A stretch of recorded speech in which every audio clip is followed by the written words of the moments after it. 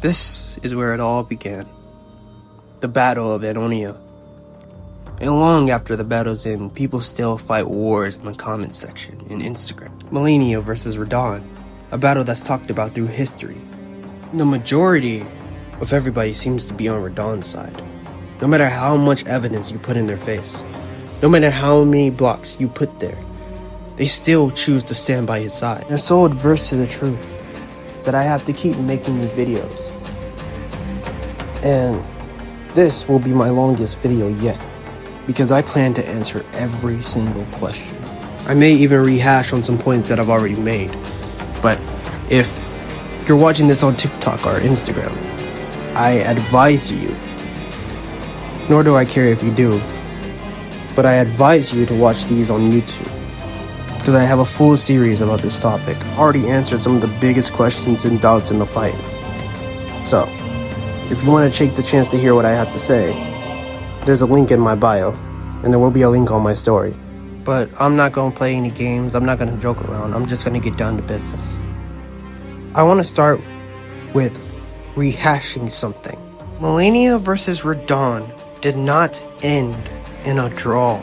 I say this in my second video on the topic because Radahn and Malenia, like I said, are left in completely different states after said battle. Were it to have been a draw with both participants, they both would have to lose something equal.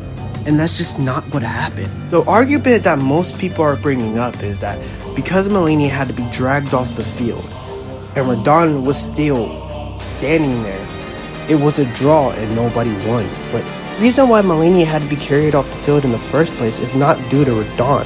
It's due to her blooming. And she was not even injured, she was just left in a coma. Much power for her body to handle. Bro, Radahn was still struggling with the effects of scarlet rot that was digging around in his brain. Like I said in my first video on this topic, you never actually see Radahn hit her flesh and blood body. You only see Radahn hit her mechanical body. And like I explained further in my first video on the topic, he's having a hard time doing this because Malenia is nimble. She's able to get on his neck as fast as she is because of that slimness.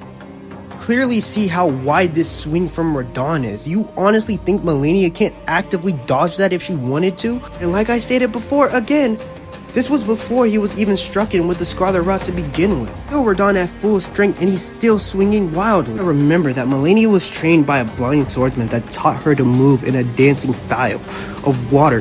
Malenia moves the way she does because she fights like water. She moves swiftly because of that. Cannot and should not ignore that aspect of her character. I think we're starting to forget who this woman is. But I'll dive into that later. I digress for now. My point is why it's not a draw. Brings me back to this point. Finlay carries her away because she bloomed for the second time, and she bloomed with enough power to leave her into a coma. None of her injuries was a result of Radahn's doing. Nowhere near was she close to dying. She was just in a coma.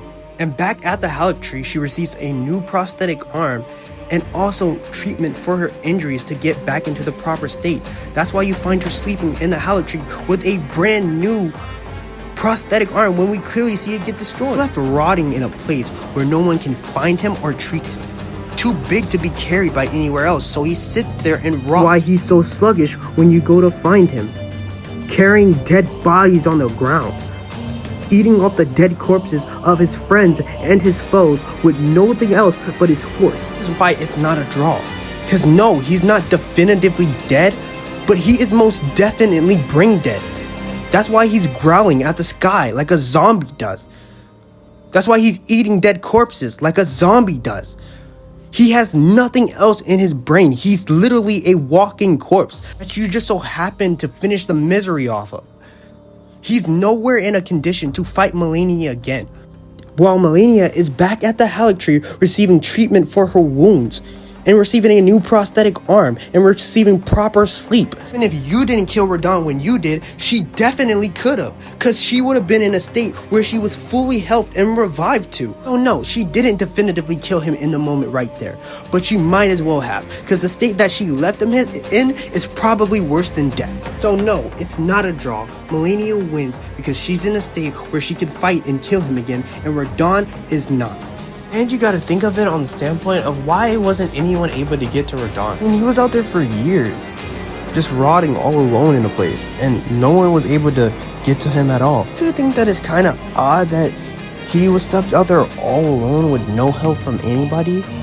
I mean, he's there for years, and Jiren, the one who's telling the story, if he wasn't sitting on his ass, why didn't he go out there and help him?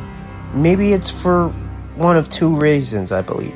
One, obviously, Radahn is way too big for anyone to carry his ass home. All that size is cool and all, but it sucks when you can't have people help you in a time when you really need it. Bet you Radahn would have given anything to be as small or as carryable as Malenia right now. That's what's really sad about the situation, is that for all that size and all that bigness that Radahn has, it's one of his big flaws, is that he's way too big for anyone to be able to help him in this situation. And for the second reason I'm about to bring up is that most likely all Radahn's people are dead. The common knowledge is that Malenia nuked the place, and she nuked with enough force to change the entire continent.